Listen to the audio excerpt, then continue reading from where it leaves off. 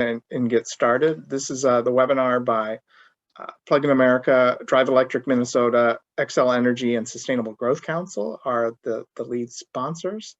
We have an exciting 2 hours diving into policies and best practices for expanding charging in fleets, workplaces, multi-unit dwellings, and public locations. Next slide, please. It's just technology reminders. Use your chat or Q&A function for questions. We'll be having questions at the very end. Everybody will be muted and have your videos turned off until we get to the Q&A. And then we'll also be posting all the recordings and the presentations to both the Plug-in America and the Drive Electric Minnesota websites. Next slide.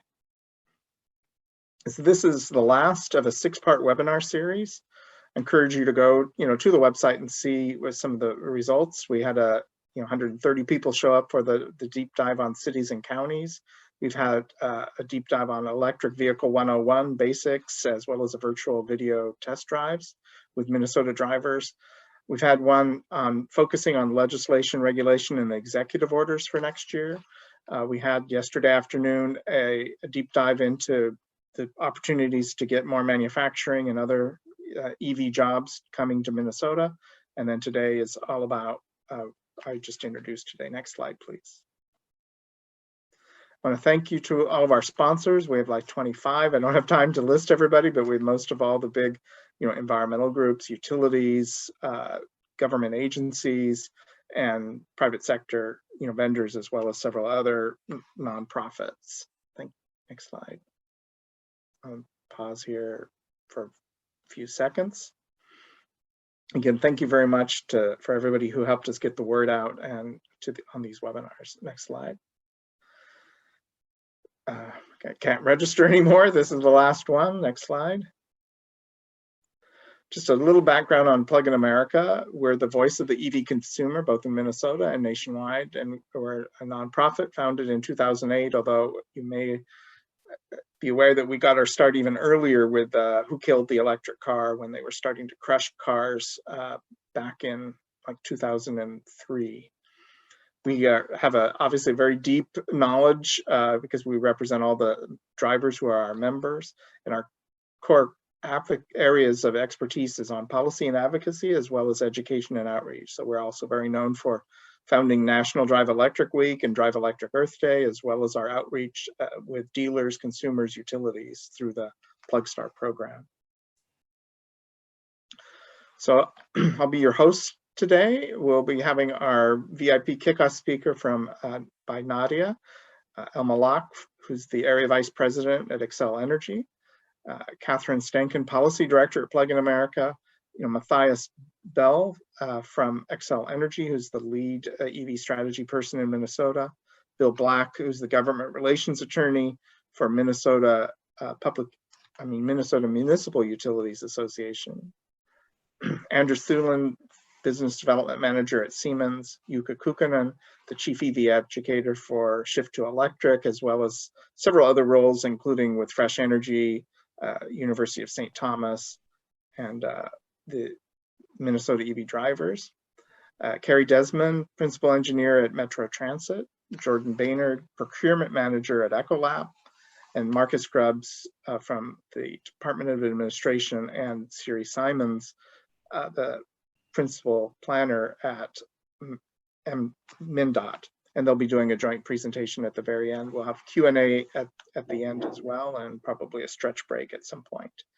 I don't have time to go through the bios, but when you please take a look at the the bios when you get a chance. And the agenda is just in the same order as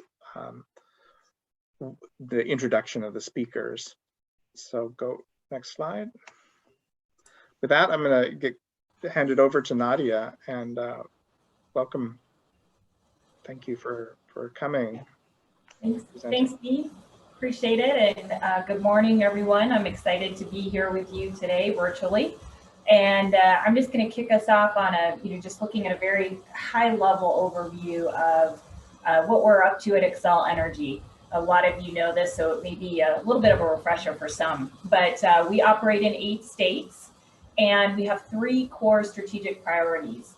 They are to, 1, lead the clean energy transition, 2, really focus on the customer and enhance the customer experience, and 3, something that's near and dear to all of us is keeping bills low, right?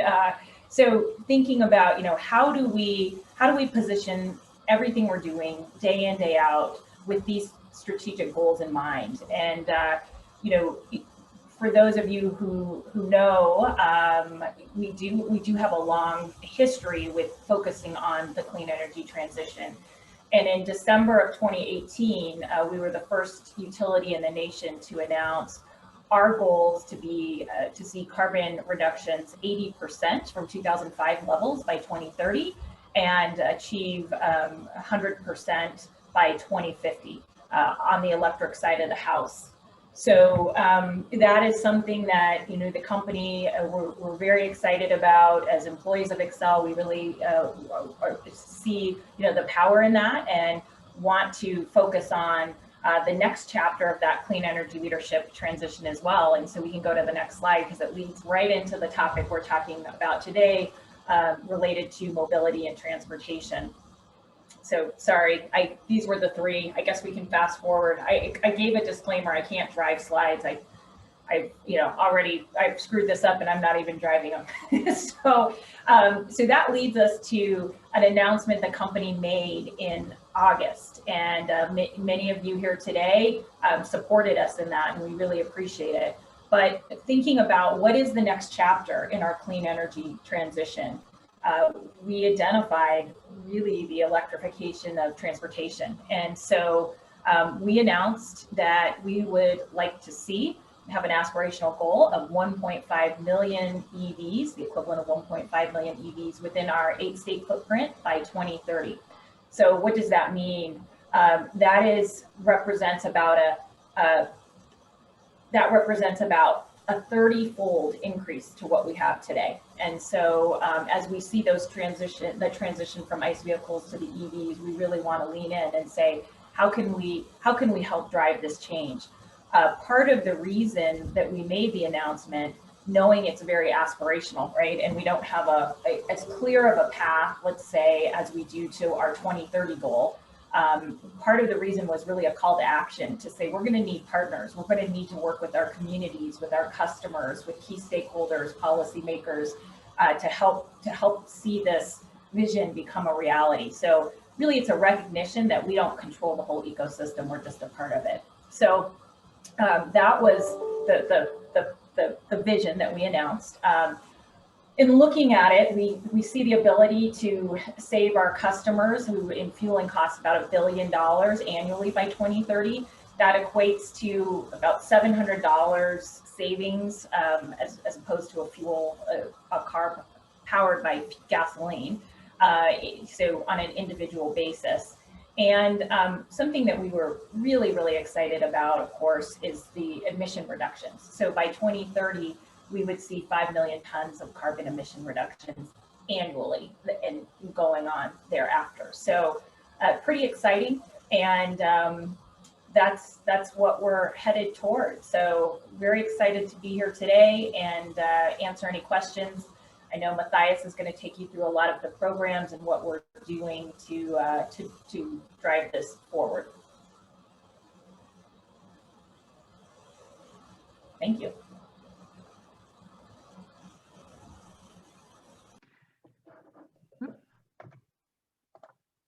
Thank you. I can't even advance my own slides either there. Thanks, Nadia. That was fantastic. And I think that helps to set the stage then for, just lead us in that right direction there in Minnesota and what we're going to talk about for the rest of the day in terms of the expanding the infrastructure. So I'm Catherine Stankin. I'm the policy director with Plug in America. And I was asked then to just dive in really quickly as well and show a little bit where Minnesota is maybe ranking compared to some other states in terms of infrastructure and some of the other policies that are going to propel you to lead the way. And I want to emphasize that lead because Minnesota already is doing quite a bit, but to be leading and being one of the top 5 states, I think that there's still some work there that Minnesota can be doing, and I'm excited for what is going to happen in 2021. So Plug in America, we are releasing a report come Q1 2021. It'll be called What the EV Driver Needs, the Top 25 States Leading the Way. So Dean already went through this slide about who we are, so we'll save some time there. So we released a report already. It's called the Achieve Transition to EVs Model Policy Toolkit. And we released our 4.0 version this year. And this is a partnership with the Sierra Club, the Electrification Coalition, and Fourth Mobility. And we look at all of the various policies in a number of categories that it's going to advance that market and drive this adoption forward. And so we thought then, well, we have this list of policies, but now how can we really encourage states to be bold in their policies in 2021 and support the EV driver? And so that's the genesis for this report that's coming out about kind of ranking the top 25 states. And I just want to emphasize that this report will be looking at just the policies for the light duty EV driver, nothing about buses in here and nothing about medium and heavy duty, just the light duty EV driver. So with that, these are the policies, the categories on the left, and then kind of a breakdown on the right. So on the left, the policies there, the categories. So what are the policies supporting the driver pre-purchase? What are the policies supporting the driver during ownership? What policies are there to enable the EV infrastructure? And then what about the education and outreach activities? Because that's still a very big barrier for adoption, that people just don't know about the cars. And word of mouth is certainly very powerful, but there could be a lot more that's done here to help grow this sector. So in terms of the breakdown, policies supporting the EV driver pre-purchase, a purchase incentive, that's self-explanatory there. Access to clean cars, this would be the adoption of the California, the Advanced Clean Car Program, which includes that ZEV mandate, the zero emission vehicle mandate. And then there's things like HOV lane access and toll exemption. And then creative ideas. This would be if maybe an air quality agency offered an additional rebate of some kind, or if there's maybe a statewide cash for clunker type program. In terms of policies supporting the driver during ownership, if there's a fair EV fee, nothing punitive or excessive. I mean, I think most EV drivers realize that they need to be paying for the roads in some way, shape, or form. And certainly policies are transitioning from looking at just the gas tax to a mileage-based user fee and programs like that. So that's that category. Clean fuels policy, we talked about this a lot yesterday. This is also referred to as a low carbon fuel standard or something of that nature. Public EVSE requirements on payment methods. This is if you're requiring on RFPs or to receive statewide funding of any kind, if there's kind of a minimum payment method. And so we view that as being the credit card reader, because that's good for a lot of low income folks and just, I mean, who doesn't have a credit card? Finally, there's the favorable EV charging rates at your utility, and then physical access to the charging infrastructure. This would be if your state has anti-icing provisions across the state. I know that well, when we get to Minnesota, there's a lot of states or areas that probably have some of this in place, but is it really comprehensive? Is it really statewide? In terms of the policies enabling EV infrastructure, is there legislation that enables the investor-owned utilities in that state to go forward implementing some of these programs and investing in programs for transportation electrification? Are there rebates of a nature, whether it's on the city level, the county, the state, from the utility that will support the installation of the charging infrastructure? Are there building codes? Creative infrastructure solutions. We, in this report, I mean, we were looking at if there was really comprehensive streetlight charging programs or right-of-way charging programs or things of that nature that are kind of going above and beyond. And then are there targets and goals for the charging infrastructure, corridor policies, and then I think the education and outreach activities, that's kind of self-explanatory there. So this is how we were, and this is at a very high level, and in the report, it'll make a lot more sense when we go into the details here. But you can see there where Minnesota is comparing to California and New Jersey. And yes, California is very much leading the way, but take it into account that California has also kind of had a head start with a lot of this. So, and New Jersey also, if we had done this report a year or two ago, New Jersey would have had a couple supportive policies, but not as many as they have now. They passed very comprehensive legislation just very recently. And so we're hoping that Minnesota will do the same, and then you'll see a lot of these boxes turn to green. So in terms of the access to clean cars, I mean, I know Minnesota is exploring that right now and getting very close to adopting that. So when that's adopted fully and in place, then this box here will become yes, a green yes. Let's see, I'll just go to the next slide here. So I think, yeah, I mean, you can see Minnesota comparing to, you know, other areas here. And again, in terms of that creative infrastructure solutions, this was if Minnesota had really comprehensive statewide creative programs. I mean, there are a lot of states, or not states, cities that are doing things with the right-of-way charging and exploring other programs here, but this is really looking more comprehensively statewide for all the EV drivers here. So I don't mean to, you know, like I said, again, Minnesota is doing a lot in this area, and the Great Plains Institute, we heard on Tuesday in the Cities and Counties webinar, all that is being done here to encourage cities and states, or cities and counties to be implementing that infrastructure and the resources that are available. I mean, oh my gosh, I was blown away by all the resources available that Great Plains Institute is providing. So again, not to say that Minnesota is not doing anything, but how comprehensive is it from one part of the state to the other? That's how we were kind of ranking and scoring this category here. So with that, I will, and that full report again is coming in Q1 2021. And so I will now pass it along to Matthias. Well, thanks again, Dean and Catherine, for hosting and facilitating these discussions and leading today's. Kicking things off, and goes without saying that so many people on this panel, as well as attending today's webinar, have been really involved with the development of these programs and partners with us as we've been implementing them. I remember pre-pandemic, about 2 years ago, standing in front of you all in a meeting room at Xcel Energy saying, hey, we think that now is the time to really be thinking about programs. And Catherine, if you go to the next slide here, we shared with you all a plan and some guiding principles to really think about where we should be going as a utility to help support the Minnesota EV market. And we've been going forward with this plan, but I think it goes without saying that this plan is a living document. And as we've been moving these things forward, we've been learning a lot while implementing the programs, as well as continuing to get feedback from you all about what else should we be thinking about and how do we expand this more in order to meet some of the state's goals around greenhouse gas emissions reductions, getting more EVs onto the road in line with what the goal Nadia talked about earlier, but the goal that Department of Transportation has put forward as well. And then I think more and more so that we've heard and continue to build programs that are focused on elements of fairness and equity. And so where we focused in from a market segment perspective to date, it's really been around what we can do with the home and residential sector.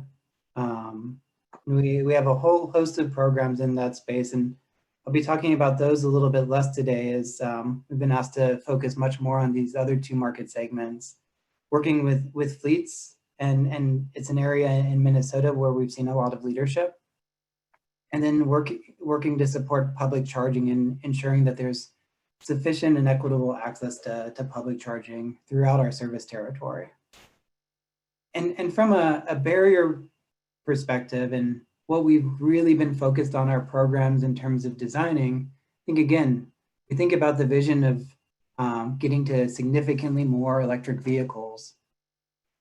But there's some things that utilities can do so much to work with communities and customers on, and other bits that we're not as well positioned to. I think it goes without saying that battery technology is improving every day. We can support batteries by helping our customers acquire them, but I do a lot with EV strategy at Xcel Energy. I am not designing new battery chemistries to help reduce the cost of batteries. What I am working on programs and working with you all on is some of these other aspects around, look, we all know that there's challenges around awareness and information. More and more people know about EVs. They have a sense of what a Tesla is, but you think about the customer journey and all the kind of pain points still about, well, where do I get this information? How do I access this information? Where do you buy a charger? I think there's a role for Xcel Energy and our partners to help address that barrier. Another one that I'll be talking about a lot today is programs we have designed to overcome some of those initial upfront costs. We've done a lot already in terms of new programs and pilots to help lower the costs of infrastructure. We do have some new proposals through the relief and recovery filing to help reduce the upfront cost of the vehicles as well.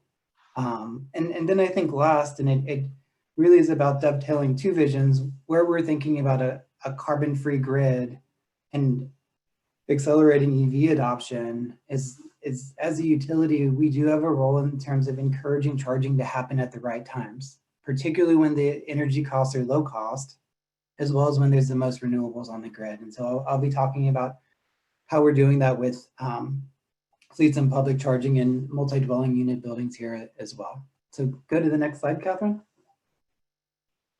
And these are a couple of slides here just to quickly go into how we're doing this at a high level. I think awareness, there's a lot that we as a utility can do and that people come to us and want information, and the web and social media is a great forum for that.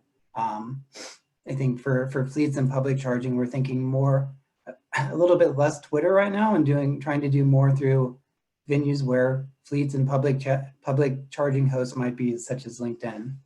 On the outreach side, I think many of you are already working with our account managers and community representatives, but Xcel Energy does show up often, and we want to be there to help answer these questions that people have around electric vehicles. And then the third peg of this stool is around education. For fleets and public charging, we do think there's some compelling tools that are available that we're starting to offer customers to use analytics and software to help better determine what vehicles in a fleet are well suited for conversions, as well as from a planning perspective, where should some of the charging stations be located? The next slide, please. And there's a host of ways that as a utility, we and some of the other utilities are looking to help reduce those upfront costs. Our work with fleets and public charging has been really focused to date on providing additional infrastructure than what we've traditionally done as a business. And I think this slide just helps give a sense of the different types of services that utilities are offering. And I can talk about more the ones that we as a utility are offering. But if you break down this market into sort of three easy to follow segments, there's the service connection, which utilities have traditionally done. That's the work from the transformer up to the meter. Is what we call supply infrastructure, which is all the work that needs to be done between the meter and the charging station.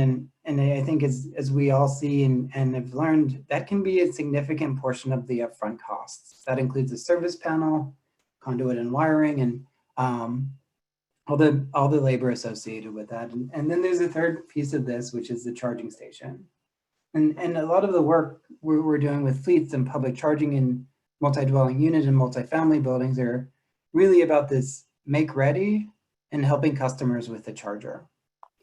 And we'll be going into the details on each one of those a little bit more here soon. So next slide, Catherine. And I think the third aspect of how we're thinking about our programs is, again, encouraging the charging to occur at the right times. And that occurs through two lenses. More and more, we're looking to load optimization and smart charging as a way to help optimize the load, working with customers. But as a utility, we have the opportunity to encourage charging at the right times and incentivize customers to charge at the right times through rate design. In Minnesota, we have a time varying rate that we offer to our customers on the commercial side, and we've proposed a more granular commercial rate that we think is particularly well suited for a lot of customers that have EV charging. Next slide.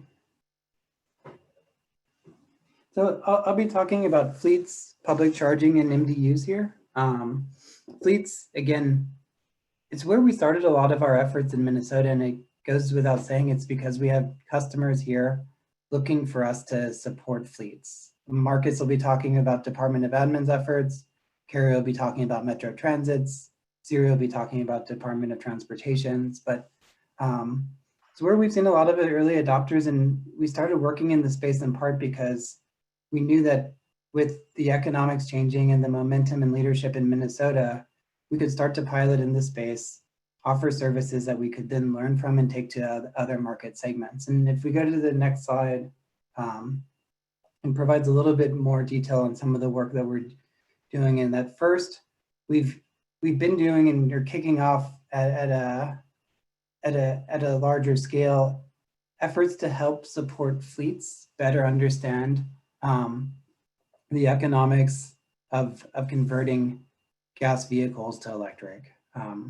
We're working with a telematics and analytics provider to help better assess the vehicles in customers' fleets, look at how those vehicles are driving over time, and then giving them reports on which vehicles are well suited to go electric and what are the economics for those vehicles going electric. This started working with about 10 to 15 communities, but we've expanded that, and this is an offer that's available right now to all of our commercial customers. That includes communities, that includes nonprofits, and includes the private market customers that we serve. Next slide, please. And the way we think about this, we have some customers that already are here and say, yeah, I know this facility, I'm going to be putting in 25 or 50 electric vehicles.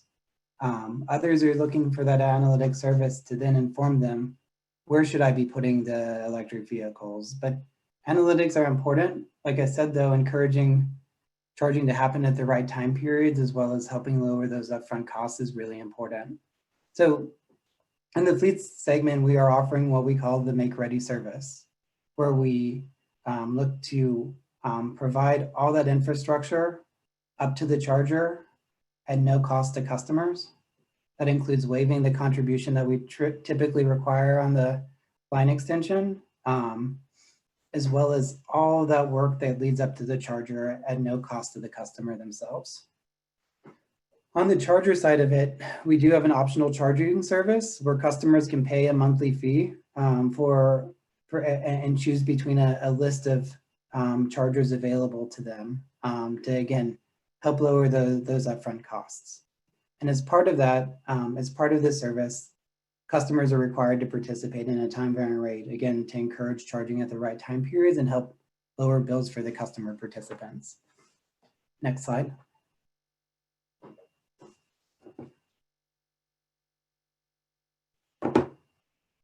So another aspect to talk about quick, I think there's some clear parallels, but public charging is also really important for us to ensure that our customers can get between communities, as well as those who can charge at home have sufficient access to public charging. And so there's a couple of initiatives we've put forward, and we talk about these on the next two slides, Catherine, about the one work that we're doing to increase access, which we call community charging hubs, where we're working with Our Car, the City of St. Paul, and the City of Minneapolis to have these community mobility hubs throughout the cities, with ride-sharing services acting as an anchor tenant.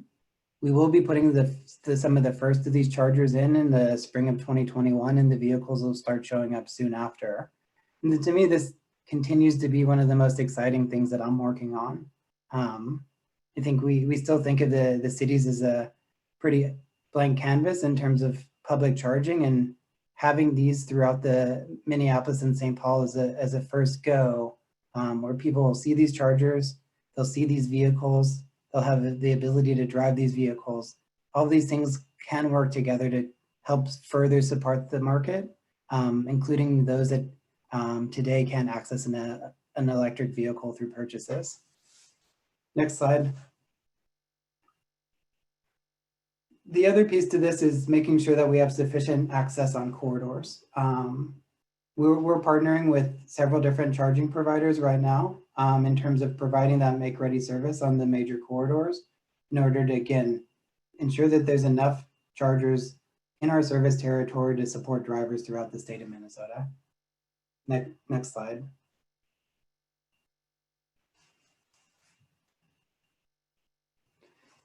And this service, I can take more detailed questions in Q&A, but it looks a lot like what we're doing with the fleets. The biggest distinction here is while we're providing the make ready, just like we do for fleets at no cost to the customers or site hosts, what we don't do is offer charging equipment. We received feedback early on with this pilot that, yeah, particularly in competitive areas, we really should be partnering with the private market.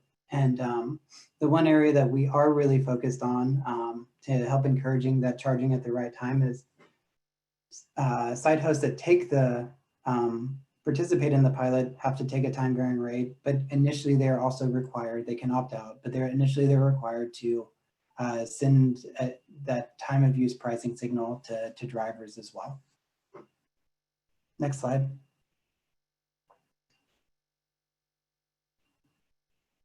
The last big area that I was asked to focus on in terms of offerings is what we're proposing with multi-dwelling units. And we said from the outset that this is such an important area for us to be working in. We have a significant number of customers in our Minnesota service territory that live and reside in multi-dwelling unit buildings. It's about 40% of the Twin Cities housing stock. And it's one of these areas that I think everybody knows that works in the EV space that it's a challenging one to address. You have landlords with their own incentives and tenants with theirs, and this is one of these spots where the utility can play an important role to help reduce those upfront costs and provide solutions that help address the landlord-tenant challenges. And so going to the next slide, this is a proposal that we've put in front of the commission. It has not been approved. But the overall concept is we would be supporting property managers and HOAs with tenants with different types of parking arrangements. There's some that are going to have shared parking where multiple drivers are going to be using that infrastructure. And so some ways that looks like a public charging program where we would be doing the make ready. We would be offering a charging service, and then site hosts would determine the pricing that they provide to their tenants and users. The other aspect of this that as far as we know, we're the first in the country to be offering this service is to help HOAs with assigned parking. And in this case, we would still be providing the make ready, but we'd be offering the charger to the tenants, and the tenants charging rather than showing up on the landlord's energy bill. We would be directly assigning the usage from the charger to the tenant that shows up on their bill.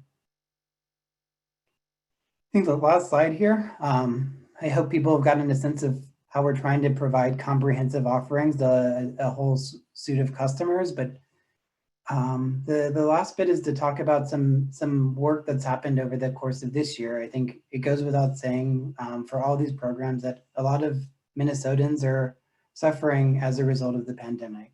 And at the commission's suggestion and the commission's leadership, they put out an inquiry to all utilities to say, what can utilities be doing to support pandemic relief and recovery efforts in Minnesota?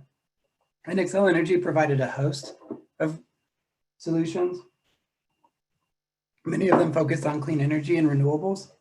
But we said this is a really unique opportunity to think about helping the EV market over the next couple of years as well. So we proposed several different ambitious solutions in this space.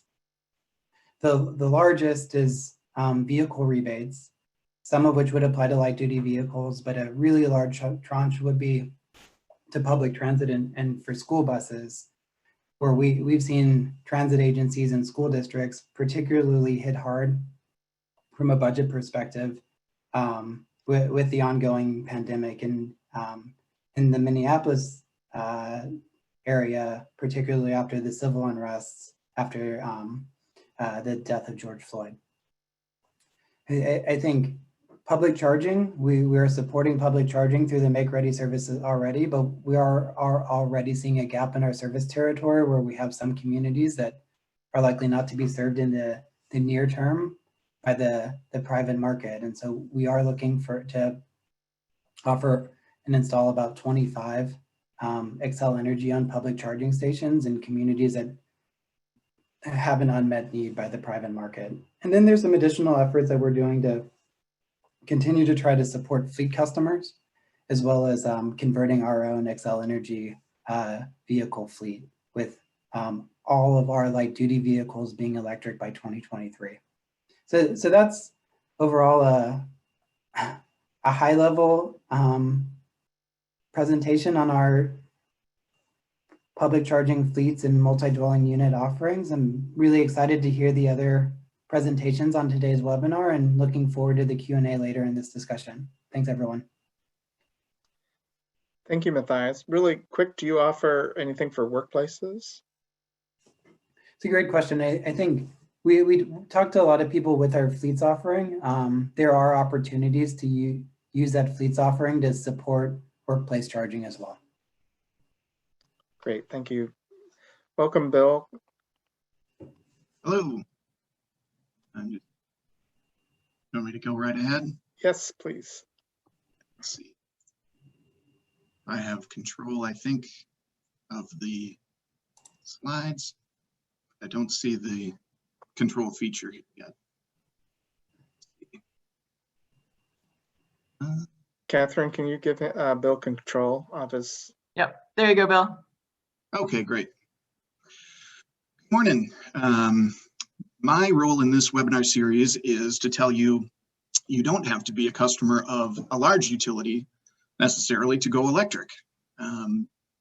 If your electric utility has your city's name in its title, and you're interested in installing a charging station at your location for your corporate fleet, your business's customers, your church's members, or you want to support efforts to have charging facilities installed at a public location, like a park or on the street that runs through your business district, or you want to find out if you can charge a vehicle at a lower electric rate,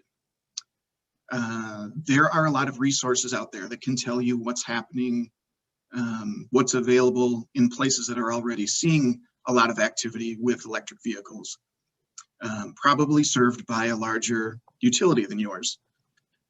You've heard about the great programs Xcel has to offer its customers, and yesterday Great River Energy talked about theirs as well. And I guarantee your community served by your municipal utility does not have the number of people interested today that it takes to sustain that level of programming.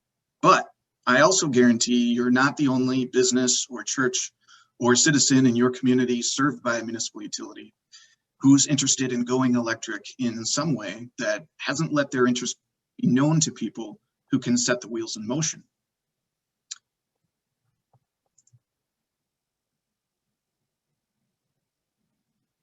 Or, oh, went too far. You might be surprised to find out that your municipal utility already does offer more services than you realized. And this is Austin, Minnesota Utilities, not Austin, Texas. You're seeing here, this is on their webpage.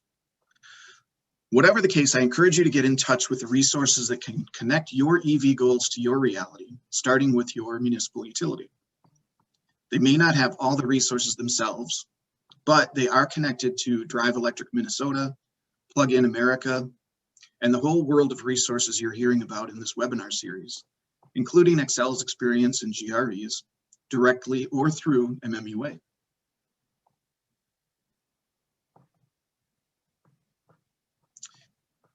For the rest of this presentation, I'm going to give you a look at what is available in some of Minnesota's municipal utility service areas to give you an idea not only of what's out there, but of what's possible in areas where these services don't currently exist. SIMPA is the municipal power agency that provides power to these 18 utilities. They provide their members with other services as well. One project they've taken on this year was installing EV charging in each member community. So that was a pretty major investment outside of the state's BW settlement fund grants.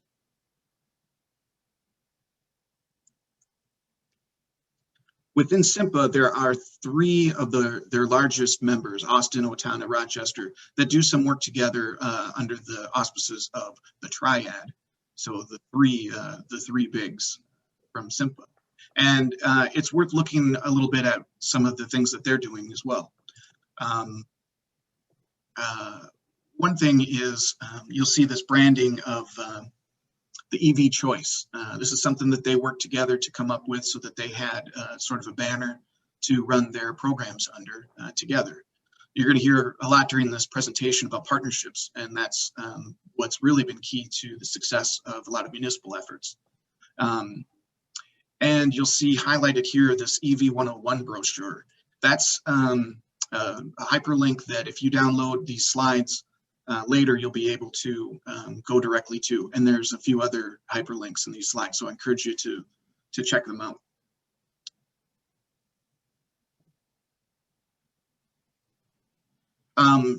Outside of the triad focus itself, I'm going to go through a little bit of what Austin and Rochester have done.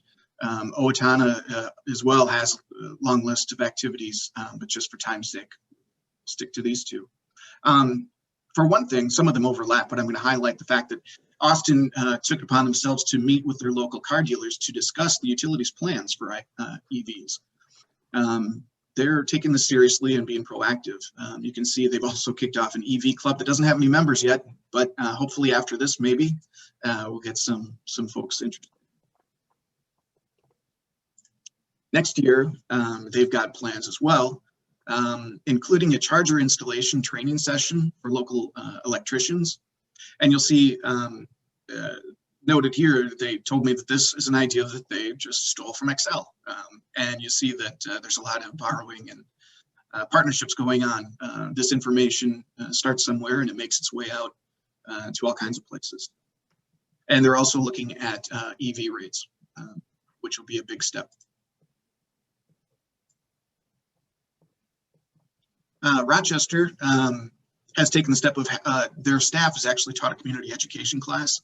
And it starts with a 1-hour classroom session all about electric vehicles and what's available, and then an hour of on the road, sort of mini ride and drive event.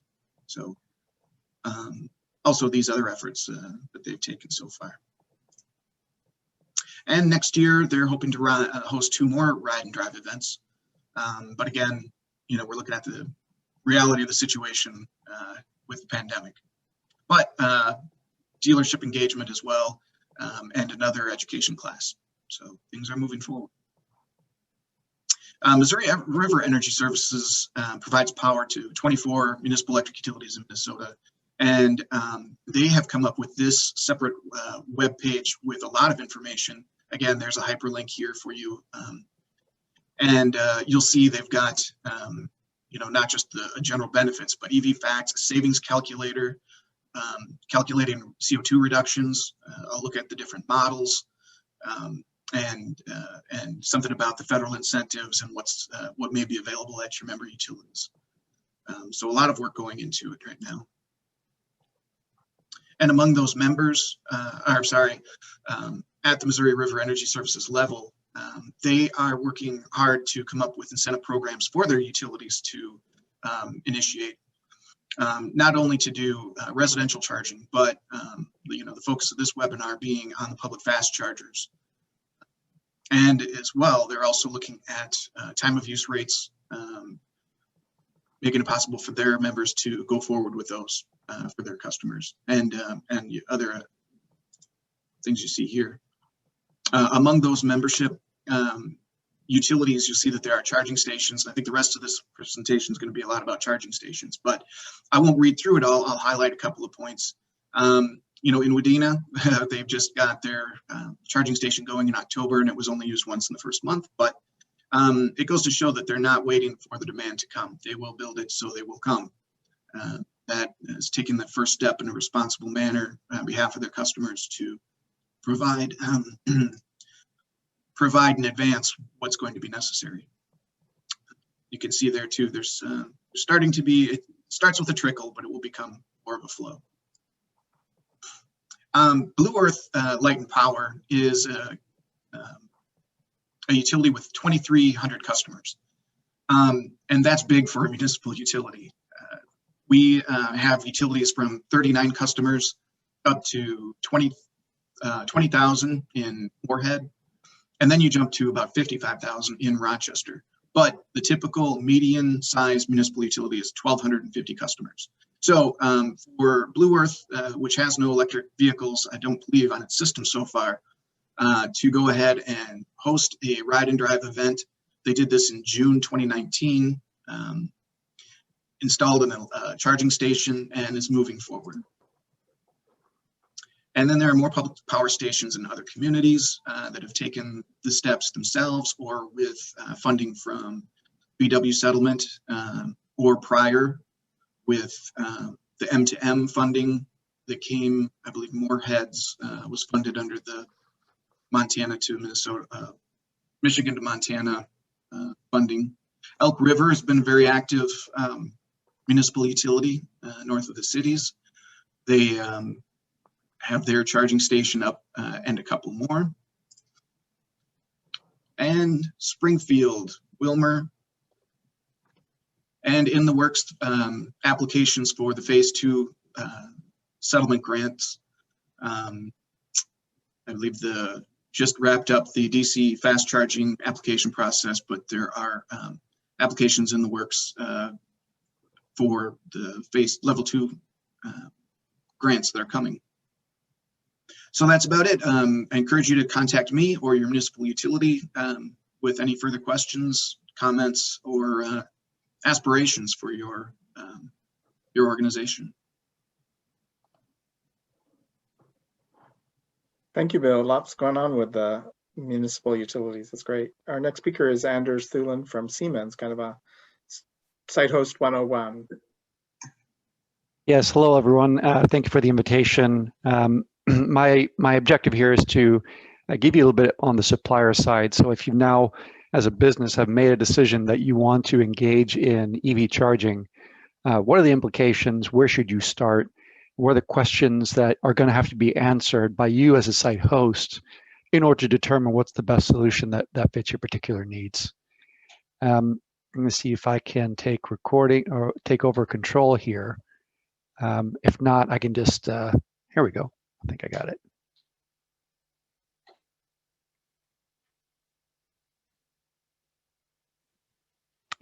Super. So the first things first, context is everything.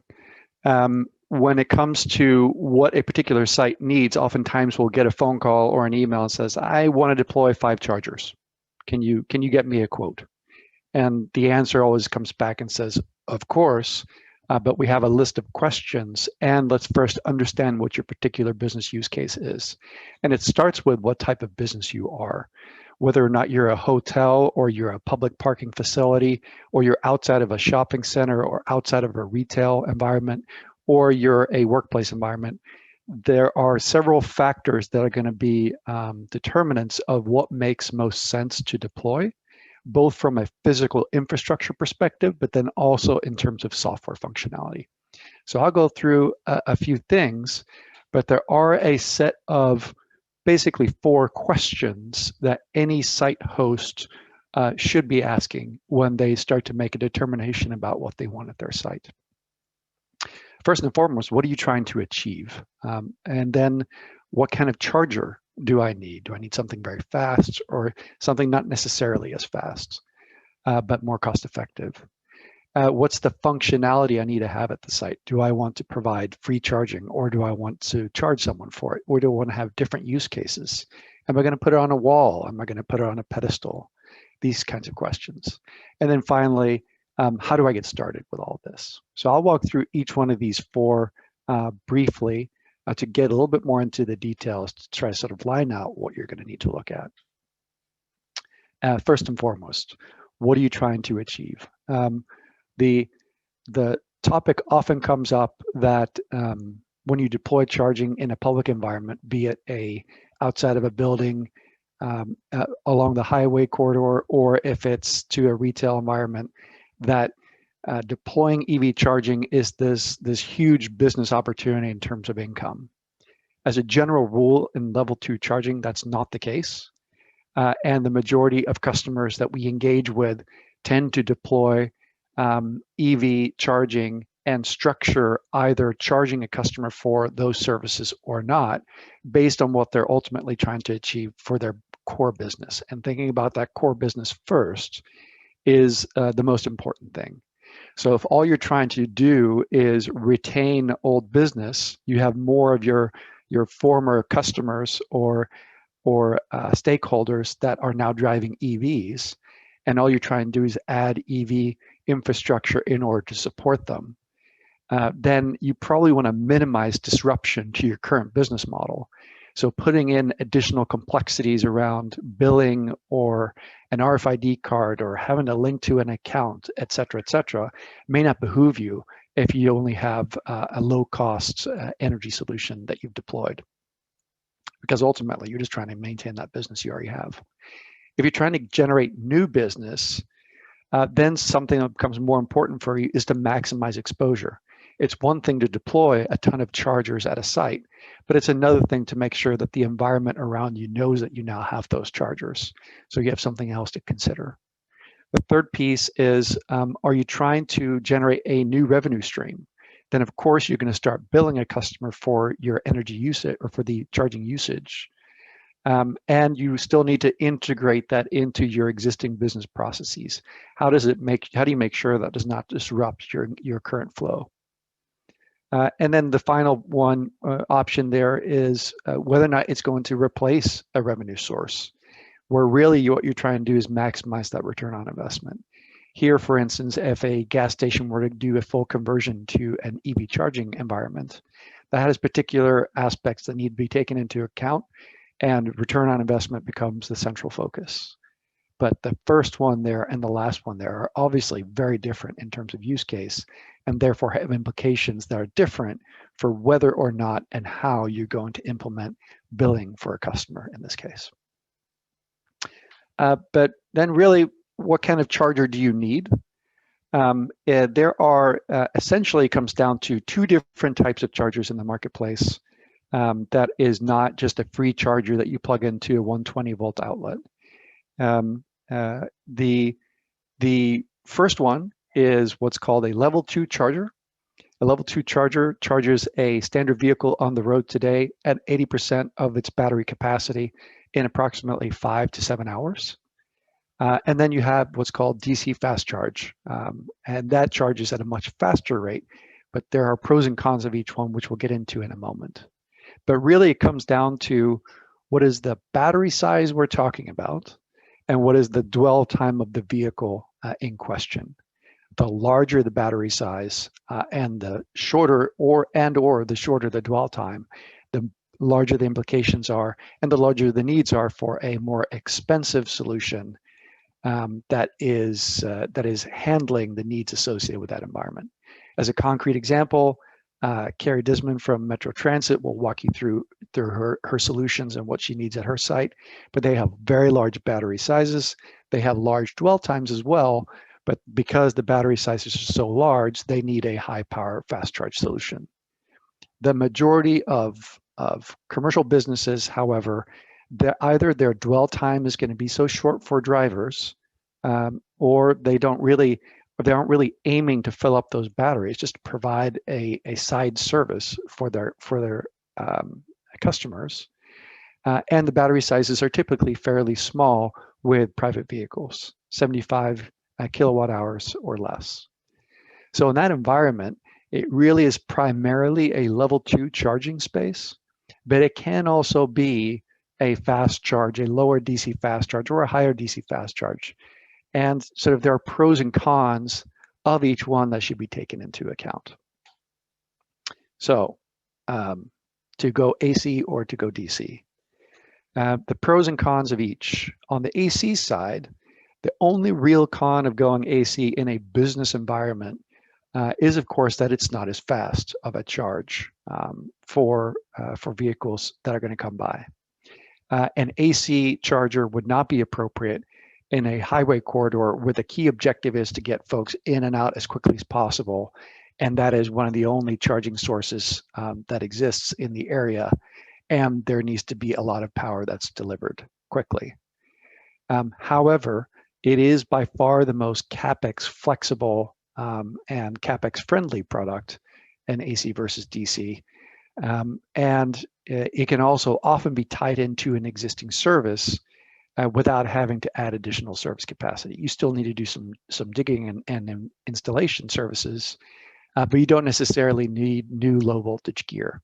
Sometimes you do, sometimes you don't.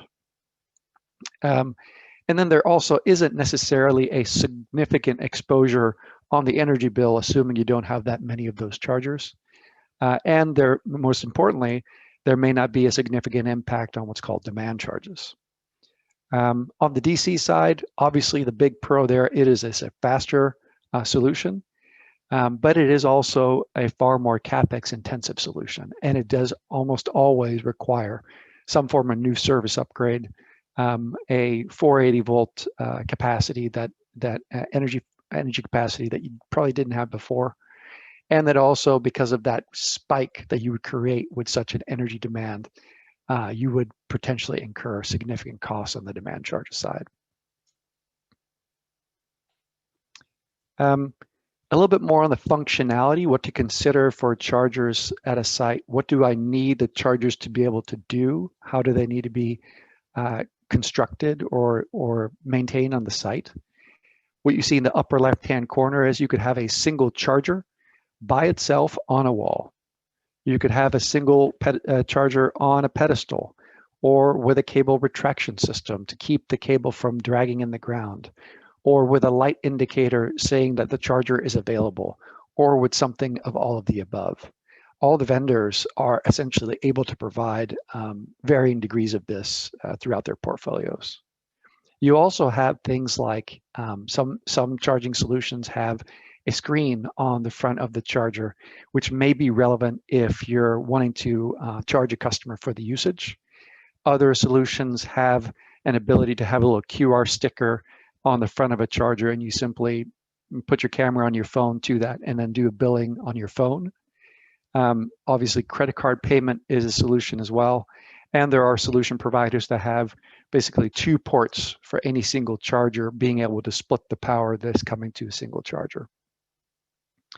On the software side, what you're talking about is both the ability to connect to the charger and have the charger connect to the cloud, which has different ability. You have different options around that, be it via an existing Wi-Fi, or be it via a Ethernet cable, or a cellular SIM card plan if you need that, because there's no connectivity that you can tap into. Once you have that online connectivity, there are other things you can do with software on chargers. Location management, being able to show people that you have chargers, tying into RFID and being able to authorize particular uses to use your equipment or not be able to use your equipment. Billing management, and then generating reports if you need to report back to a utility, for instance, or you want the utility to be able to tap in and get the report themselves. And then setting different energy prices to a customer or flow of power for the charger, depending on what your energy structure looks like and your energy bill looks like. As a general rule, on the physical side, DC fast chargers are fairly consistent in terms of what comes with them naturally or commonly, versus with level 2 charging, it varies substantially. So when you're looking at different options and you've got 3 quotes in front of you and the numbers are very different, really encourage you to make sure that you're comparing apples to apples on the different options you're looking at. It all sounds complicated, but some key considerations to sort of summarize what it is you should be looking for. First and foremost, understand your application. What are you trying to achieve? And what are the things that are going to be important to you to achieve those aims? And there's some particular questions we typically ask here that you can obviously look at. And there are more questions than this, but it's a good starting point. And then I think I really appreciate the opportunity to follow up from the utility discussions. One of the key things we always talk about is make sure you're engaging both with your ECs or your electrical contractors and with your utility on these topics. As Matthias mentions, there are certainly experts that are available to support you from the utility side and understanding what's the best way of doing this, what's the right rate structure to put into place, and are there rebates to be had for your particular business application, or can you adjust it slightly in order to capitalize on some of those offers? Your ECs more and more are getting familiar with deploying electric vehicle charging infrastructure and can help you avoid some of the challenges associated with it. And really do a cost of capital versus operational expenditure analysis to help you determine what are the weak points, what are the things that are going to hurt your ROI, if ROI is indeed your driver, to really understand what you're getting yourself into. People may be surprised with a demand charge, and understanding what that means for your business is going to be very important. Don't get trapped by the easy button. If someone says, I'll take care of all of it for you, I encourage you to sort of check behind the curtains and dig into what you're being offered to make sure that you're not getting trapped by something that's more expensive than it really needs to be. And then finally, as I mentioned before, really check for rebates and grants, not just from the utility, but there are federal rebate or federal tax incentives that exist today in order to deploy some of these things. And finally, in our view, public charging really is a means to an end, as opposed to an end in of itself. Always have the end front and center. What are you trying to achieve for your business, for your building, and for the customers who are deploying it, that are coming to your site? That's it for now. Thank you. Wow, that's so impressive, Anders. I really appreciate your presentation. We're actually going to take a 2-minute stretch break right now. If people want to get up, stretch, or take care of, check your cell phone or anything else right now, since this is a full 2 hours and we're at the 1 hour mark. So we'll be back at 9:04 with presentation by Jukka.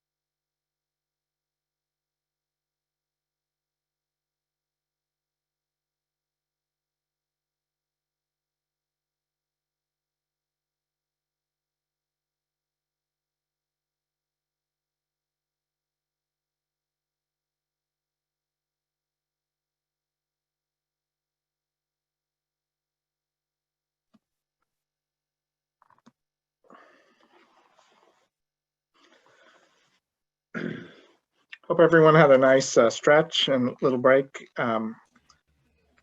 We're right on time. Our next presenter is going to be talking about condos and apartment buildings. You probably all know Jukka. Please go ahead, Jukka. Thanks, Dean. Yeah, good morning, everyone. My portion today will be talking with you about EV charging at the condominiums and apartment buildings, and hopefully can provide you a little bit of information and some tools that you can take a look at. I've been working with electric cars for the last 10 years, and one of the things that I always want to emphasize when we talk about charging is that over 80% of charging happens at home. So that's the first place where we should always look at when we start to figure out EV charging. How can people charge their cars at home? And it's a little easier at the single family homes, because if you own your own garage, you can do whatever you want with it. But if you are living in a condo or apartment building, then there's several different stakeholders that are involved with the process. So you have to take that into account as part of the process. I did quite a bit of work on this area in 2013 and 2014. And at that time, there was some interest to it, but not a lot. But now, this year especially, we have seen a ton of interest into this, and different entities are really looking forward to solutions in this space. Because if you're, for example, if you're a homeowner association running a condominium, and just 2 of your members get electric cars. You have to figure out how to do the charging for those, but at the same time, because it has to be fair for everyone, you have to look at how we're going to offer this to everyone in our building. And that means that you have to do a holistic approach to it and figure out how to do it. So right now I'm doing continuing education courses, for example, for architects and developers and management companies. And in those courses, my main message is that if you are building or designing new buildings right now and you're not taking EV charging into account, you are doing it wrong. It's just, you just need to do it, because if the building doesn't need it this year, they need it 2 years from now, 5 years from now, and it's always more expensive to do it after it's been built than if it would have been already taken into account during the building process. Could I get the next slide, please? So if we look into the considerations on existing buildings, so if we are in a situation in an existing building which is usually when I get involved right now is some homeowner association starts to look into it and they ask what we should do. So considerations that they have to start to look at is, what's the power capacity in the whole building? What kind of breaker panel capacity do they have? What kind of conduit runs do they need to do? What kind of charging stations are they going to be using? How is the metering done? How are they going to do the billing and payments? What kind of pricing structures should they consider? What are the maintenance needs? And how they should future-proof their approach so that they know that it's available for everyone in the future. And common challenges in this process is that, first of all, everybody needs a lot of education. All the stakeholders, they might know something, but there are a lot of misconceptions and just not knowing how this all works. So usually we start with EV 101 for everyone, so everybody's on the same page, and then we go from there, helping them to figure out what's the best way to approach this. Usually there isn't much extra power capacity available, so the whole property has to look at how can we increase that, if not right now, how to do it later, because that can be expensive to add. Conduit runs are not equal. What I mean by that is that usually in these buildings, the parking structure is deeded so that everybody has their own parking lot somewhere, for example, in a parking area there, and they can't really easily change that. So now one person their parking spot might be right by the electric room, so the conduit run to their spot is very easy, but someone might have it totally at the other end of the parking lot or parking ramp, and the expense to run conduit there is much higher. So that has to be taken into account. Metering and billing can be very laborious, so good solutions there are very, very valuable. And also think about how to include the investment cost in the pricing in case they are doing the billing themselves. And then again, future-proofing, how to make sure that new future EV owners have the same approach and can have the same approach as early adopters, and how to get a time of use rate. That's very important for many people, because you can get much cheaper rates from utility company if you can take advantage of time of use rate structures. Next slide, please. So here's one example of the tools that are available. We have this power and energy calculator where you can kind of look at quickly, do a quick calculation with different EV owners about their power needs and their energy needs. And this helps the stakeholders to understand what's the scale in these things. We have an example there, for example, for Tesla Model 3, a person driving about 35 miles, which is average US driver. They use less than 10 kilowatt hours of energy. So you can do that charging with level 2 charging stations between 1.3 and 2.6 hours, depending on what's the power level. And usually the car is sitting in a parking lot a long time, so that's totally doable. And then the cost side, just to give you an idea, it's about $1 a day. So that's our example, which is kind of like a good basic example, but you can use this tool to run the numbers for each driver separately and look at what's their use case, what's their situation, take that into account during the development process and designing the program. Next one, please.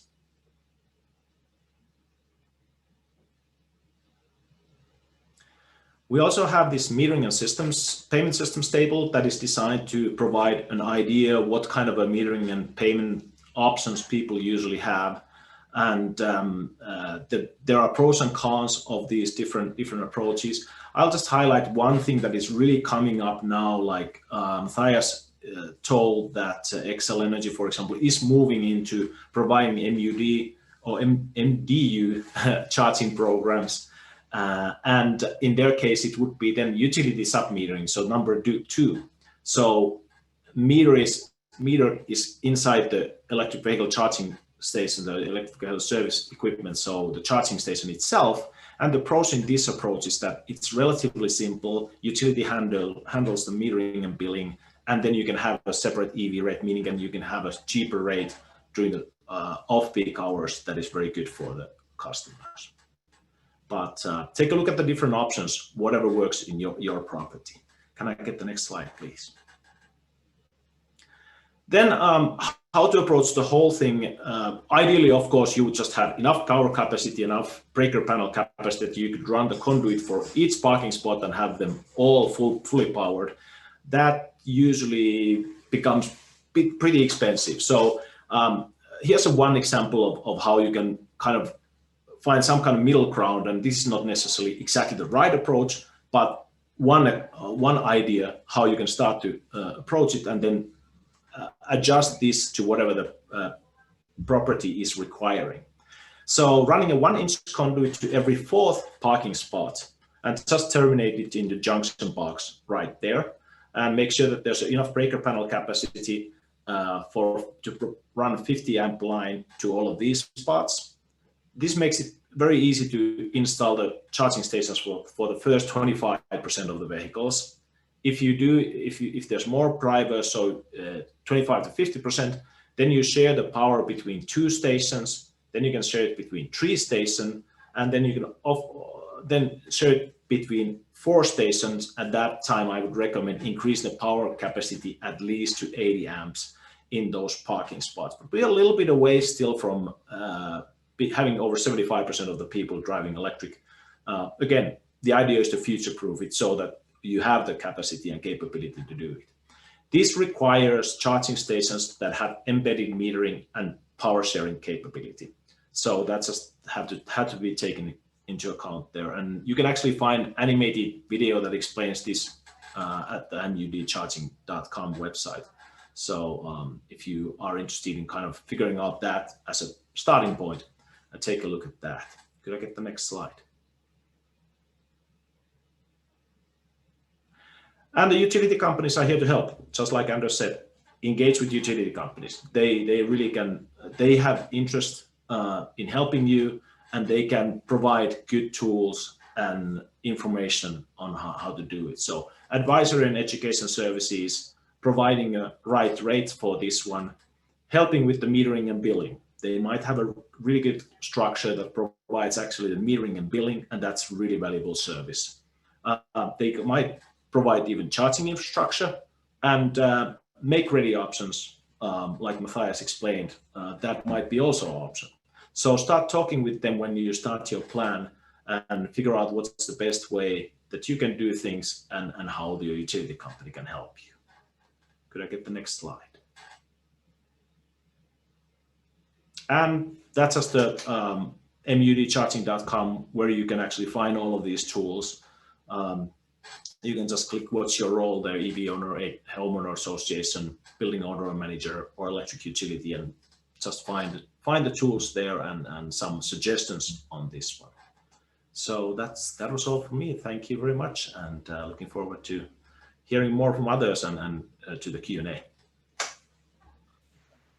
All right, very good. Thank you, Jukka. We're now transitioning. Our next 3 speakers are going to be giving case studies for actual implementation examples in Minnesota, starting with Carrie for Metro Transit. Thanks, Dean. Good morning, everyone. We can go ahead and advance to the next slide.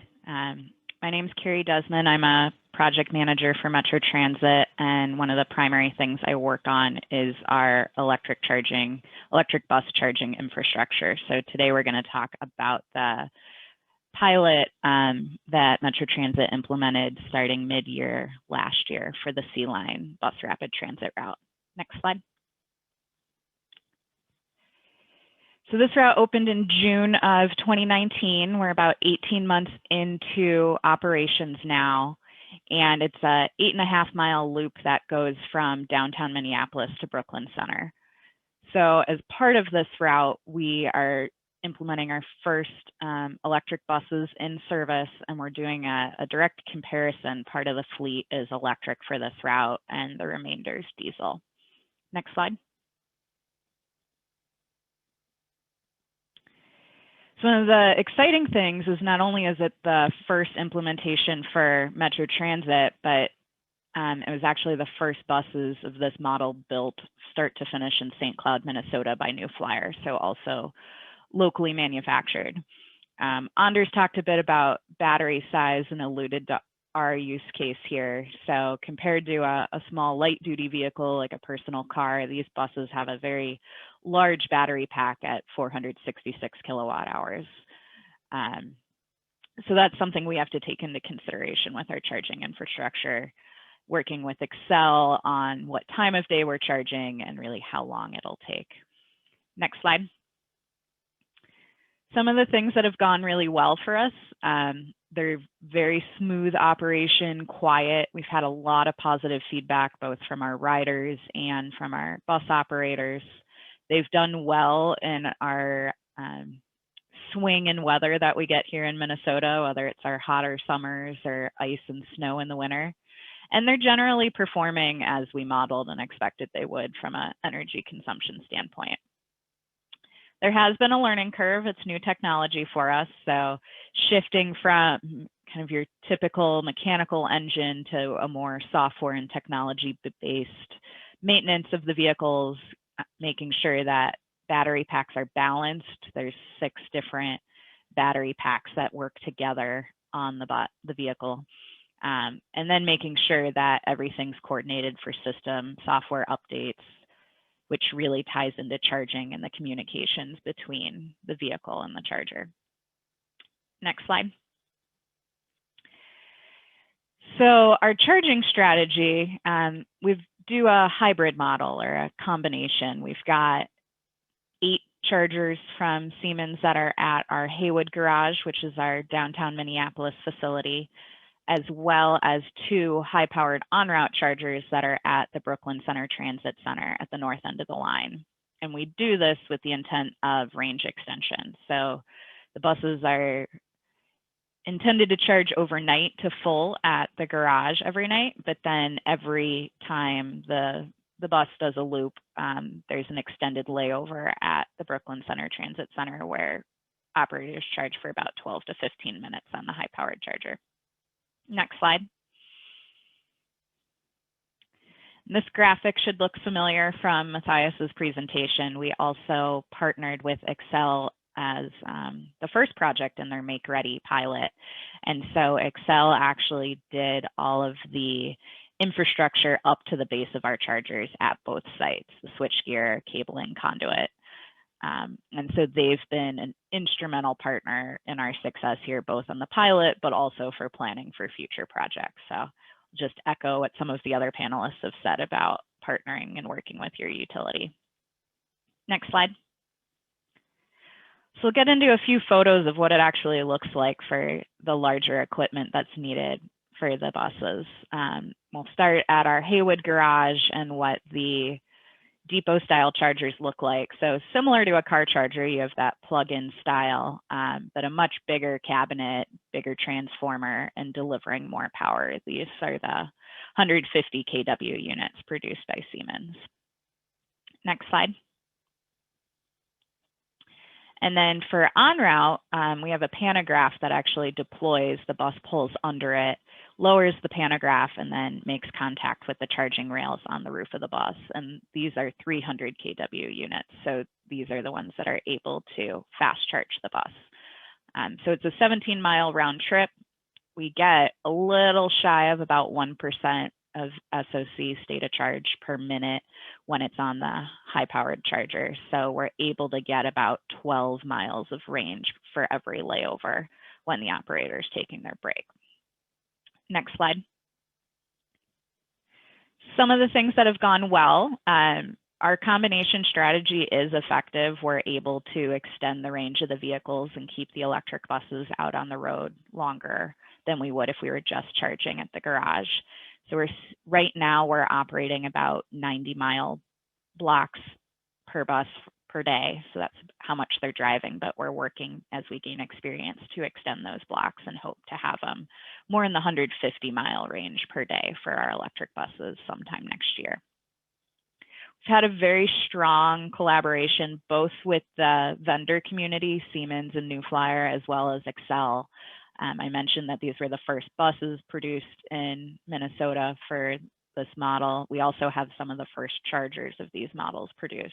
So that really led to a hands-on approach with us as the owner, Metro Transit, and our vendors and utility partners to make sure that this equipment's reliable and will meet our needs every day. Our mission at Metro Transit is to be there when you need us. And in order to do that, we have to be able to reliably fuel the buses. So some of the things that have been challenging is with being an early adopter, how mature is the technology and ready to be reliable for us every day. And we're seeing very rapid growth in the industry as well.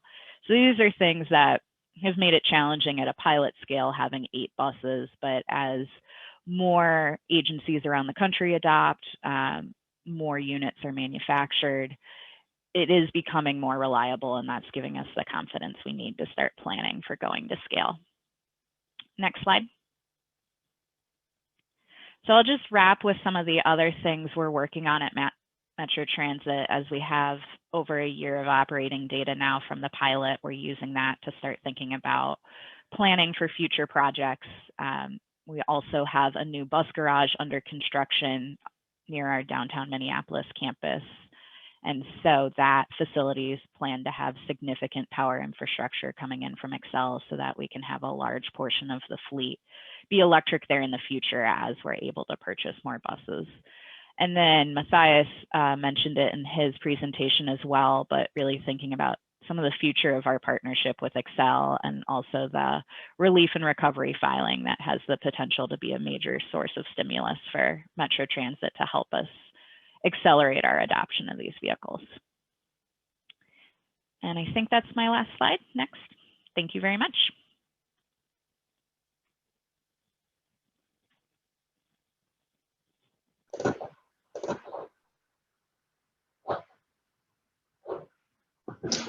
All right, I guess that's me. Sorry, Jordan, go ahead.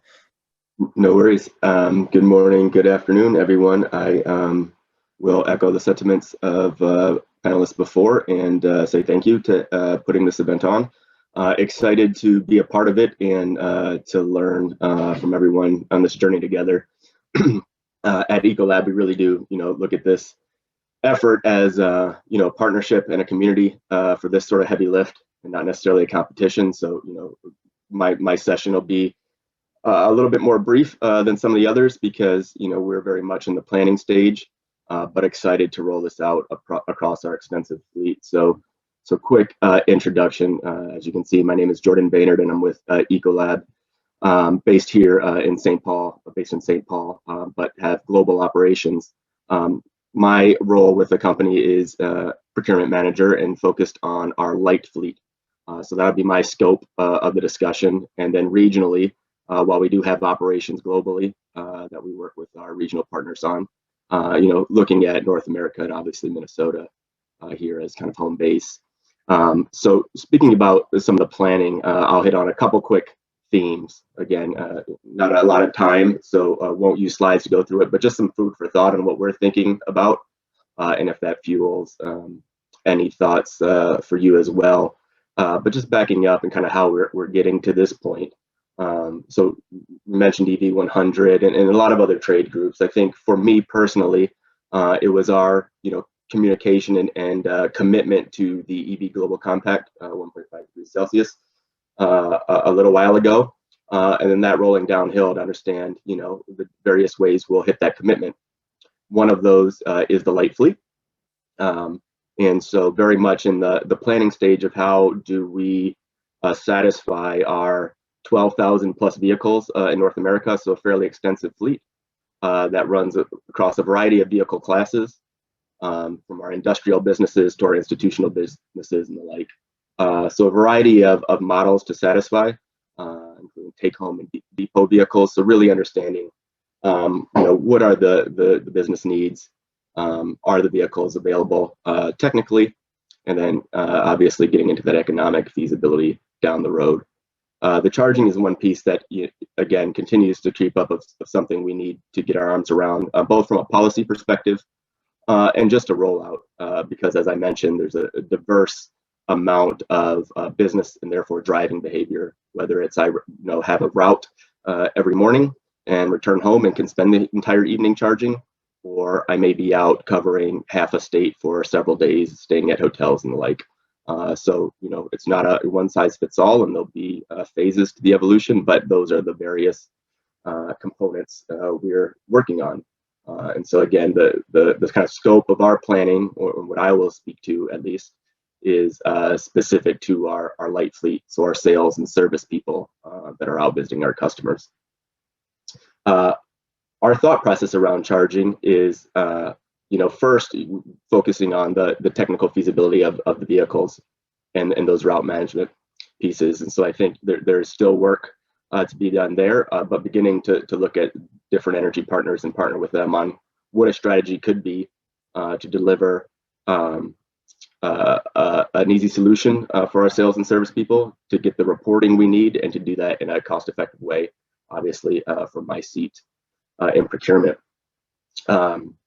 A couple other things as we think about it are, energy by prices by state, and so looking at those, and so again leveraging the different partners involved to get an idea of what is the right reimbursement policy. Is it a stipend? Are we doing smart, charging and getting the data? What's necessary in each of the homes? And again, I appreciate it being addressed by some of the utilities earlier, as well as, the hurdles with multi-unit dwelling or associations or, other needs that we, have to augment the public infrastructure with at-home charging.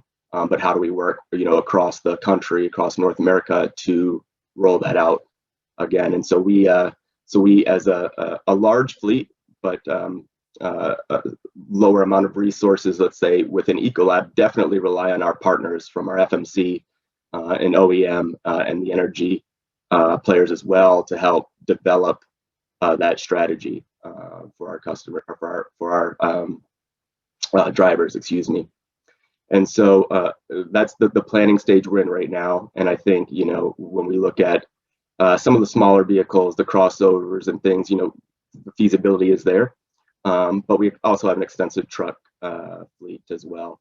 And so again, thinking about the planning over the next decade or so to fully electrify our fleet, to make sure that we deliver the uptime to our sales and service people. So that's one of the questions that we have to answer. Is there can't be an impact to the business offering, whether it's failure to charge overnight, an issue with the car, or frequency of charging.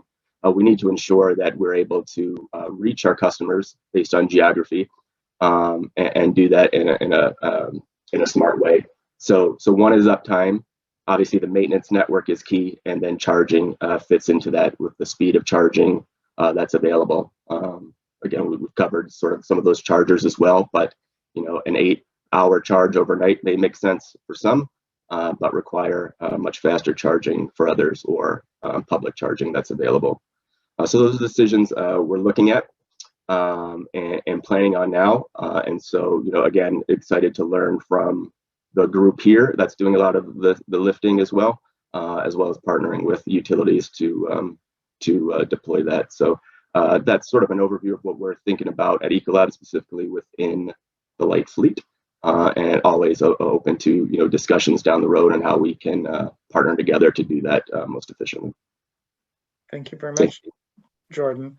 Did I hear you right that Ecolab plans to go to 100% electric for your light duty? Correct. That's the goal. And so again, back to the planning stage is, how can we responsibly get there over the next, let's call it, decade. And what was the main prompt for that? Was that coming from your CEO or some other? Yeah, I think it's something we've been looking into just with the technology rolling out. I think that UN Global Compact and enjoying that and publicly communicating that kind of, made the statement and made the commitment that we will deliver. And so that kind of accelerated our work on the electrification plans to say, this is something we will deliver, it is feasible, and how can we do that in the right way for the business. So I think that sort of top-down approach and some of those commitments were key to really getting us moving in this space. Great, thank you so much. We have about a 15-minute presentation by Marcus and Siri for covering the Minnesota government, and then we'll follow that 15 minutes of Q&A at the end. So don't forget to type in some more questions into the chat or Q&A. Thank you. Go ahead, please, Siri and Marcus. Hi, this is Marcus. I work in the Department of Administration of the state of Minnesota in a small office called the Office of Enterprise Sustainability. And among other things, we work on fleet sustainability issues for the 24 cabinet level agencies of the state government. Siri, do you want to introduce yourself? Sure, thanks Marcus. I'm Siri Siemens and I'm a principal sustainability planner with MnDOT. So in my role, I'm involved in reducing greenhouse gas emissions from our agency operations and then also support efforts to reduce greenhouse gas emissions from the transportation sector in Minnesota. So we thought we would bring our remarks together into one slide deck and presentation, and I'm gonna do a few slides and then hand it back to Siri, and then Siri's gonna hand it back to me, and so hopefully we can give you a good overview.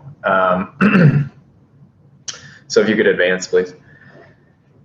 So the enterprise, which I said is this word we use to define the 24 cabinet levels, the cabinet level agencies of state government. These are things like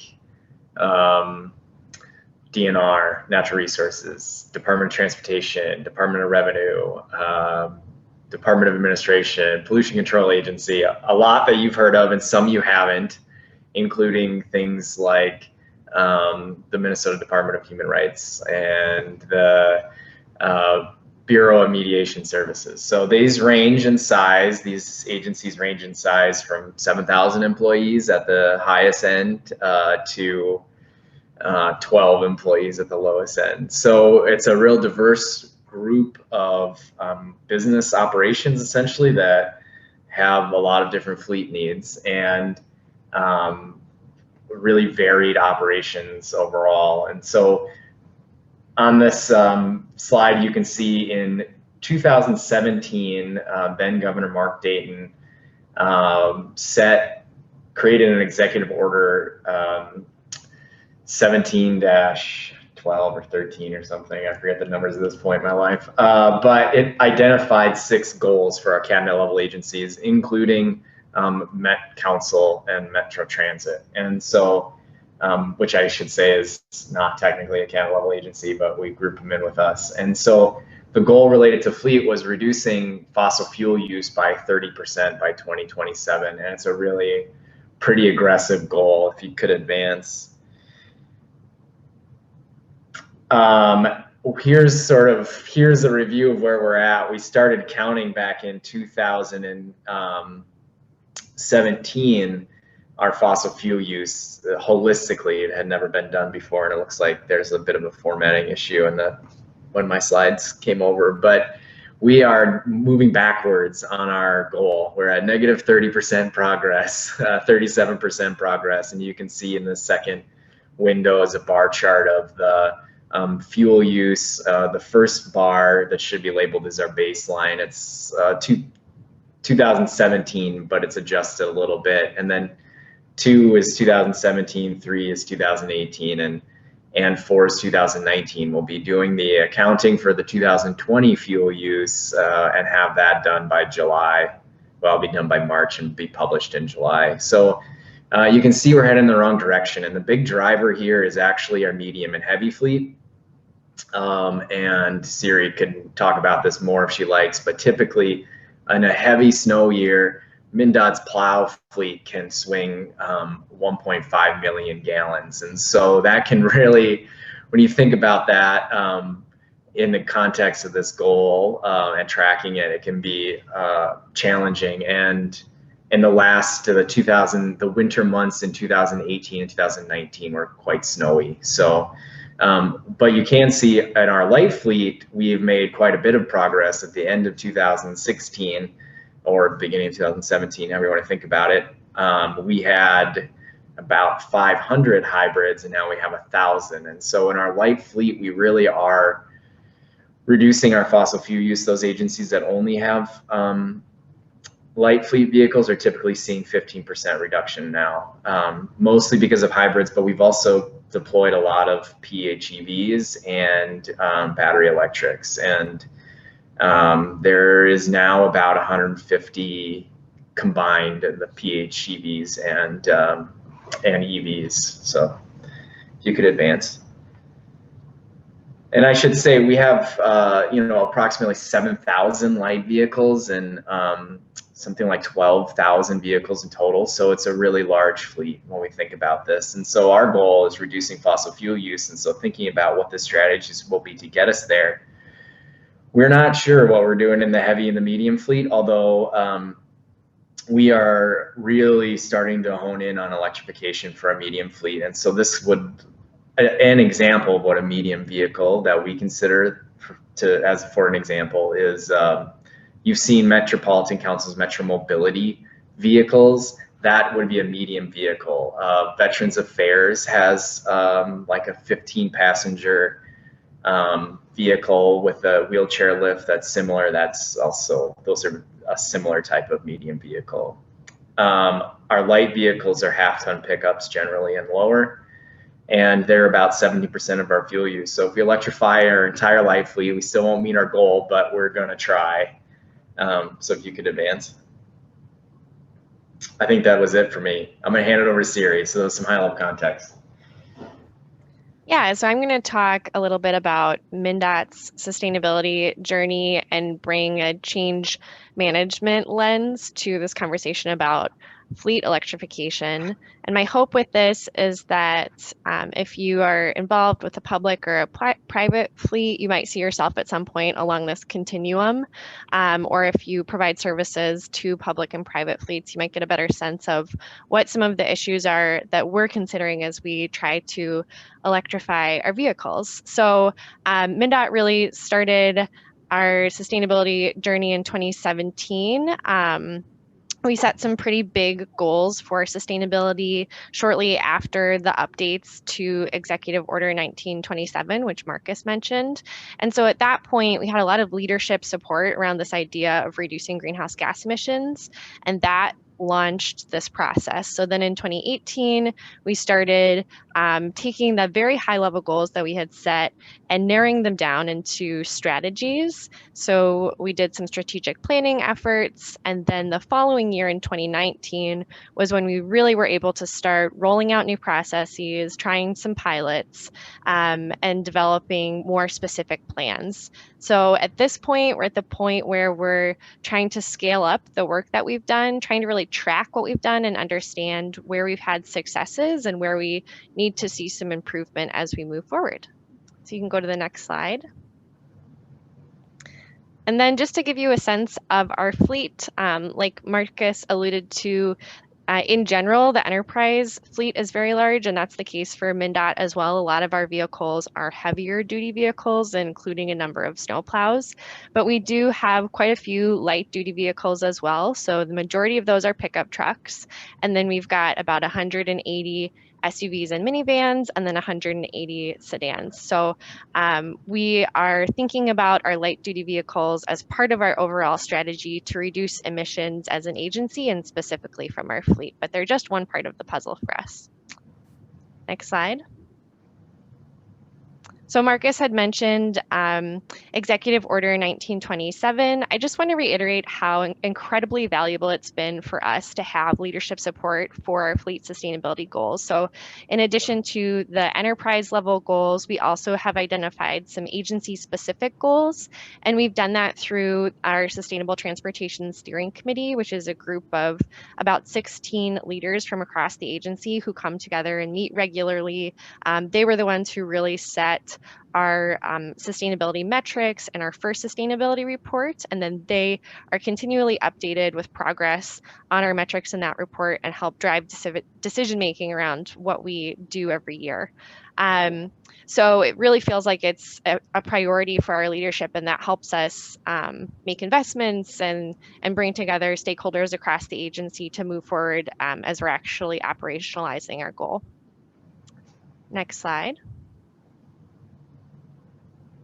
So I wanted to talk a little bit about what our strategic planning has looked like. We developed our first annual sustainability report a couple of years ago, and from there have sort of filtered down each year. So in 2018, we developed some high-level fossil fuel reduction strategies. We mentioned that we wanted to expand our use of alternative vehicles. We wanted to direct motor pool use towards efficient vehicles, and we explicitly called out electric vehicles, but we didn't yet know what that was actually going to look like. So then in 2019, we set out to develop a fleet action plan. And really at the time, we wanted to create a multi-year plan that showed exactly how we were going to get from where we were to where we wanted to go when it came to reducing fossil fuel use from our fleet. At that time, we encountered a number of challenges. Our fleet managers had a lot of questions and concerns about electric vehicles, ranging from range anxiety issues to existing infrastructure in the state and thinking about costs as well as optics for us as state staff driving something that was so new. And so we tried to sort of scale back our efforts and just create a one-year action plan for what we were going to do. So that was what we did in 2019. And now we're tracking progress on that action plan in 2020 and setting out some next steps. Next slide. So one of the things that we included in the action plan was establishing some new processes. And one of them is this light duty fleet decision-making tool. So MnDOT has a decentralized structure where we've got staff at districts throughout the agency who make decisions about the fleets in their regions. And so we wanted to equip them with some criteria for how they might start to transition their fleet purchases towards more electric options. But we felt like they needed to have some support in sort of thinking through what that could look like and what factors they needed to consider as they purchased electric vehicles. So some of the key criteria in our decision-making tool are thinking about the primary use for the vehicle. At MnDOT, the big question is it hauling people or is it hauling cargo? Another key question was thinking about the appropriate level of electrification based on charging resources available. So some of our facilities do have charging resources, and I'll talk more about that in a minute.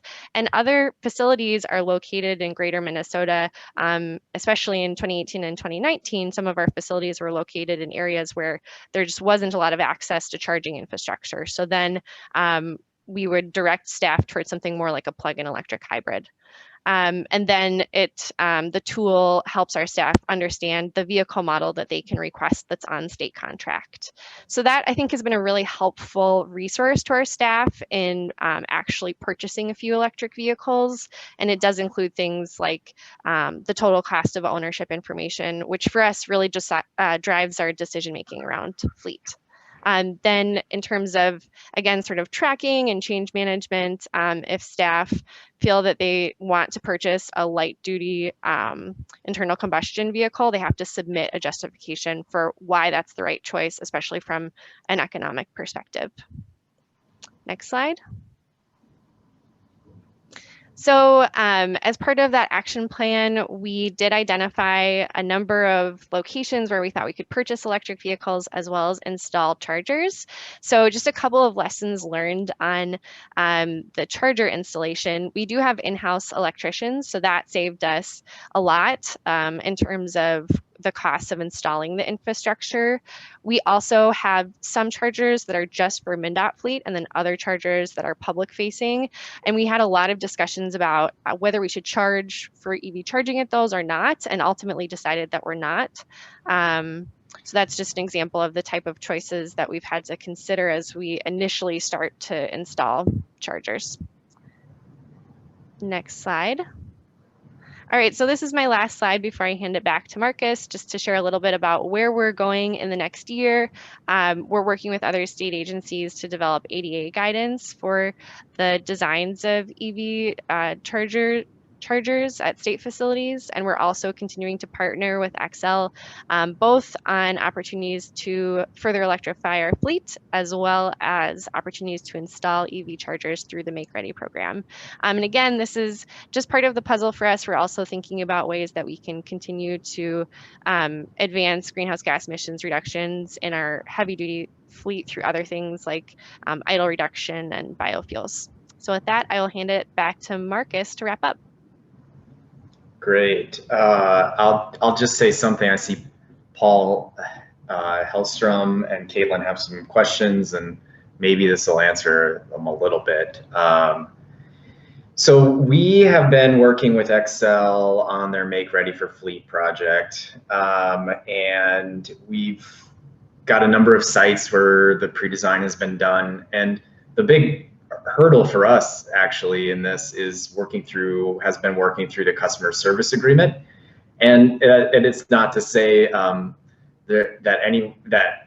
what is to say is that we're a big bureaucracy and Xcel is a relatively large organization. And so you know, working out these terms to be what is legal for us in procurement when we're procuring something that is new has been a really long process. And I think we've come to finalizing a customer service agreement that we both like, and we've got preliminary site plans for 4 sites, which would include 46 ports.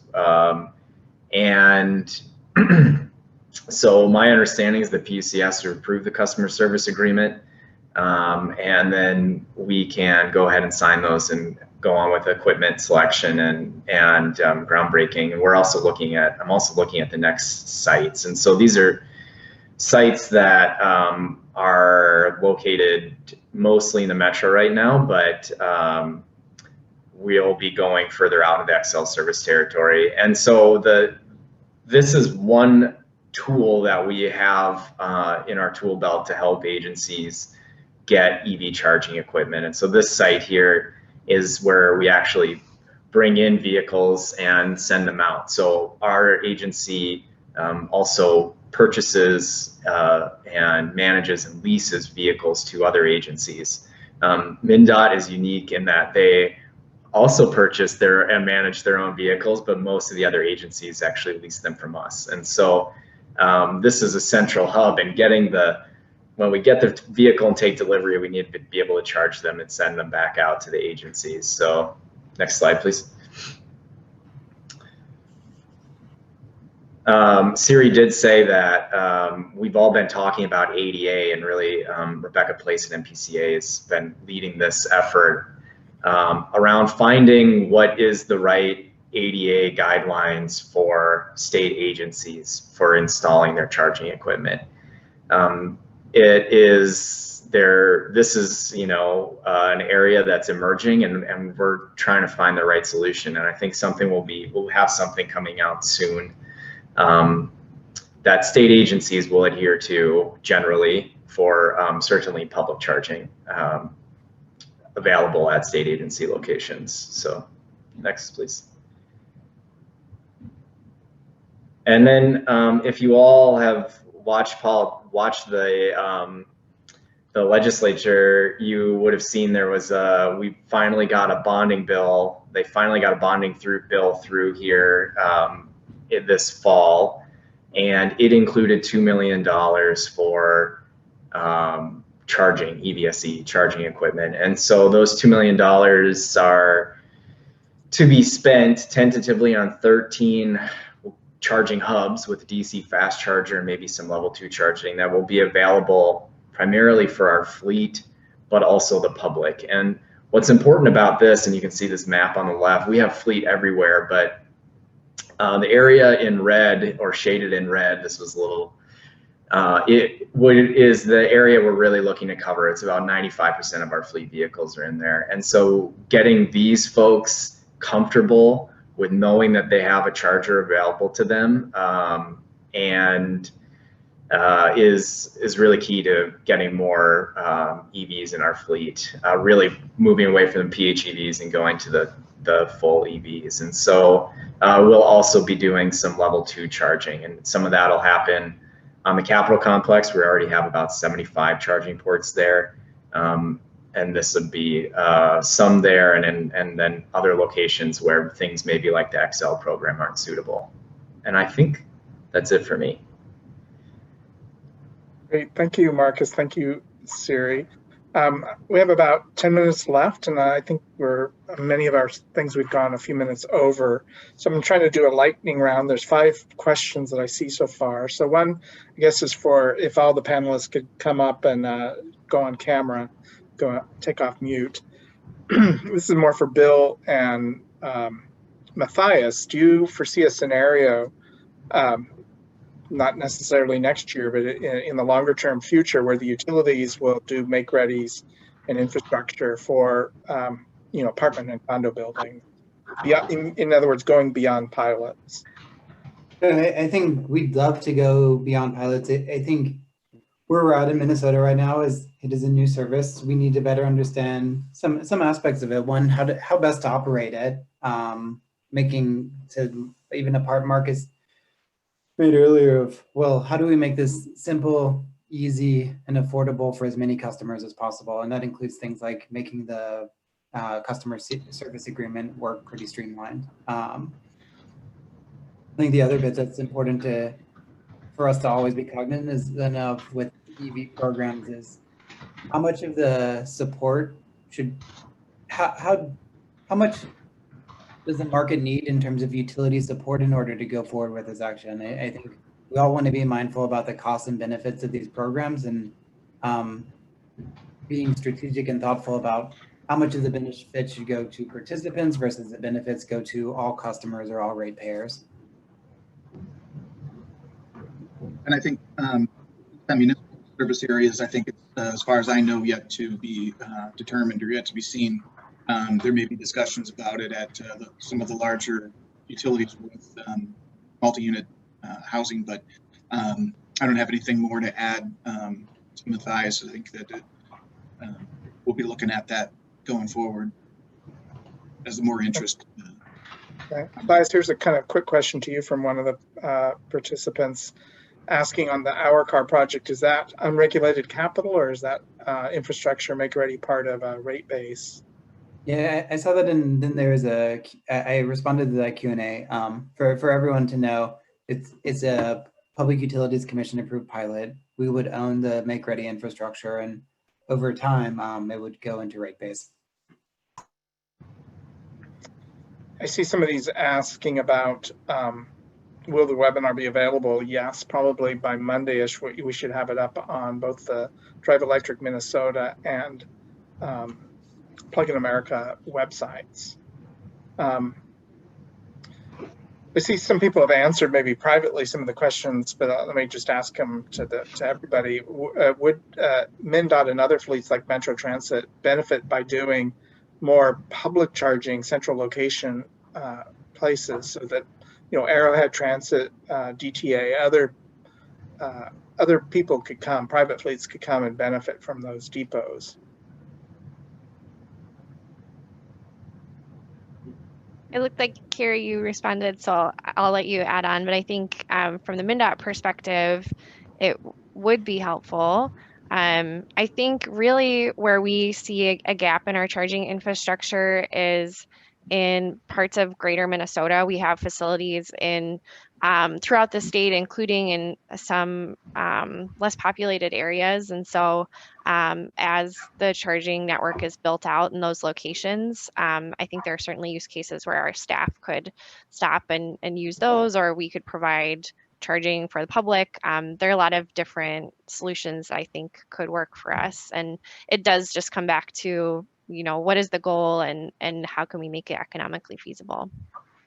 I think the only thing I would add to that from the transit perspective is thinking about, is the charging for light duty vehicles or for more heavy duty vehicles, because the needs from what the equipment is, the size of the batteries, the rate at which it charges is going to be different. So at this point, it seems a lot more approachable to be doing shared charging or public charging for light duty vehicles and more commonality there than trying to mix in some of the heavy duty vehicle types. There's another question from the group regarding electric snowplows, or just, and wondering if like the state would be interested in doing more R&D to get something like that happening. Any thoughts?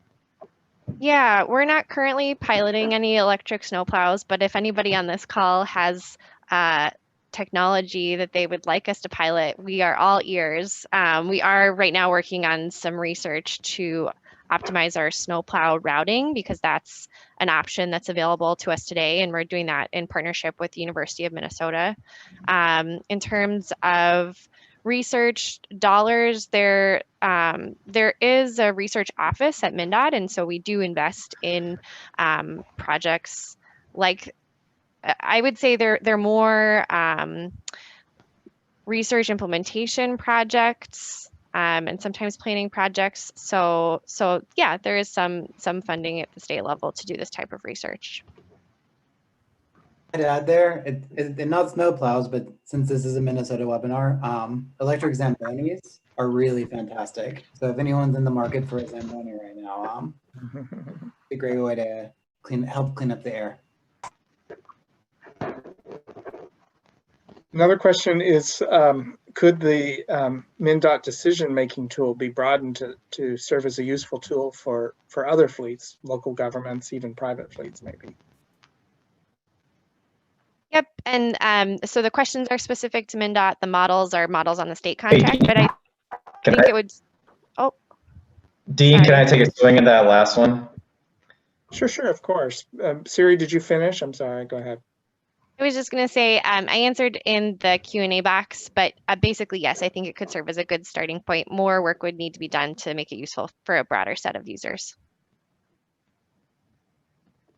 Go ahead.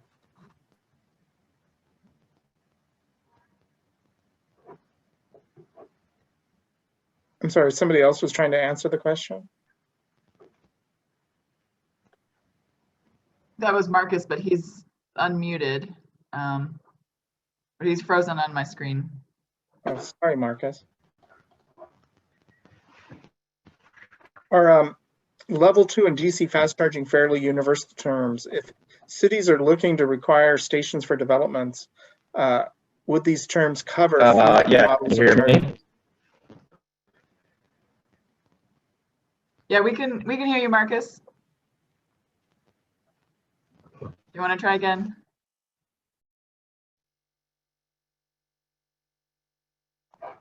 Yeah, so in regards to us, and maybe there seems to be a connection issue, although I've got high-speed internet. In regards to investing in new technology, it's not something the state typically does with their operations, because things need to work when they need to work. But you know, other investment-wise, you know, you can lobby your legislature for that and suggest it. We sort of view these work-specific vehicles to be some of the last things that'll be electrified, if ever. Question for the group on, you know, workplace charging. Are there good examples of, you know, employee charging in Minnesota that anybody wants to mention? I think there are several entities that have looked into it. I think 3M did probably one of the best programs in this area in the past, where they kind of like made it very ubiquitous to have parking spots with access to electricity. I think that was a good program that they did, but others are looking into it. Of course, this year, workplace charging hasn't been the hottest issue on the table because very few people are at work to charge. But when things will settle here again and we'll get back to the offices, then this discussion will start again. And it's good to see what we can do in the future. Bigger batteries in electric cars are changing this quite a bit what it used to be for a few years ago. But I think it ties more into, like Jordan was talking about, fleet charging, and then to do with that, I think there are really good connections between those two, and figuring out the interplay between two is going to be crucial. It probably could be a future webinar just on workplace charging. I mean, you're right, it's evolving. I tend to think it is a great solution for people who live in apartments and condos. So, you know, it's so hard, you know, we should probably be looking outside the box on what is the solution for, you know, apartments and condos. And one of them might be, you know, to encourage, you know, them to have special lots. Employees that live in those apartments and condos have special access to charging at work. So that becomes their primary place, with maybe some DC fast charging as secondary. So they don't even have to charge at home at night is another, you know, option, or even allowing the neighborhood to access to that workplace at night to, you know, have better, you know, overall throughput. Maybe I'll ask one more kind of related question. We haven't heard anybody talk about curbside charging, whether it's, you know, street lights, power poles, or otherwise. That's another kind of solution for apartments and condos is, you know, in Europe, it's very common to do curbside charging.